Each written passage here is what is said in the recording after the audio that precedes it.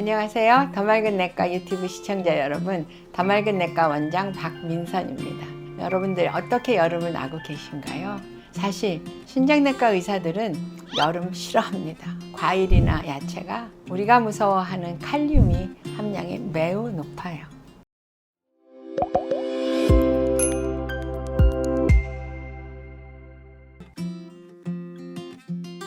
네, 맞습니다. 그 이유는 우리 심장에서 나오는 피의 많은 부분이 콩팥을 지나가는 거예요. 탈수증이 생겨서 피가 잘 내려가지 않으면 심장 기능이 그만큼 빨리 나빠지는 거죠.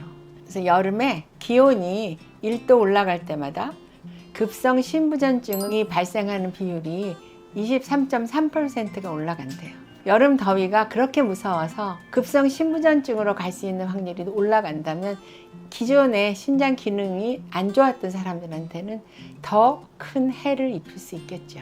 그래서 저희가 수분 섭취 충분히 하시고요. 시원한 데에서 꼭 쉬면서 일하시고요. 어떤 경우가 있어도 이를 악물고 참으시면 안 됩니다.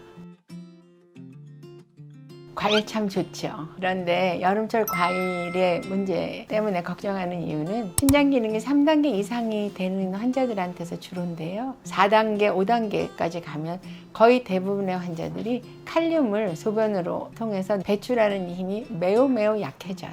아무리 음식을 조심해서 먹어도 칼륨이라는 물질이 내 몸의 피 속에 많이 올라가거든요. 이게 올라가면 왜 무서운가? 칼륨이 농도가 정상에서 우리가 한 3.5에서 4.5 사이를 정상이라고 하고요. 3 이하로 안 내려가고 5 이상으로 안 올라가기를 바라는데 그 이유는 너무 높으면 심장이 수축하는 속도가 느려져요. 우리가 환자분들한테 드시지 말라고 이야기하는 대표적인 과일이 바나나, 토마토, 수박, 참외 이런 것들이 있어요. 그런 것들 안 드셔야 돼요. 그러면 상대적으로 칼륨 함량이 낮은 과일도 있지 않을까요? 네, 맞아요. 배, 사과, 포도, 당근 이런 것들이 상대적으로 낮아요. 그런데 안타깝게도 낮은 것들이 칼륨이 없다는 건 아니에요. 그래서 저희가 이야기할 때 이렇게 칼륨 함량이 낮은 거를 먹고 싶을 때 얼만큼 먹냐? 딱 2쪽 이렇게. 그만큼만 드시고 참으세요. 그래서 기본적으로 칼륨 농도가 아주 높은 과일은 안 드시면 제일 좋고요. 칼륨은요, 대표적으로 물에 녹는 물질이에요. 그래서 우리가 채소를 드실 때 물에다가 담가놨다가 데쳐서 꼭 짜서 드십시오라고 말씀을 드려요. 이럴 경우에 많으면 40%까지 칼륨이 빠져나가긴 하는데요. 그렇게 노력한다고 해도 충분히 제거할 수 없기 때문에 평소에 적게 드시는 버릇을 들이는 게 좋다.